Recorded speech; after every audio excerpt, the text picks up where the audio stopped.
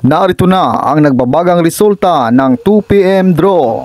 Araw ng Martes, January 16, 2024. Para sa 2D Lotto, 31, 28 and exact order. Para naman sa 3D Lotto, 3, 1 and 7 in exact order.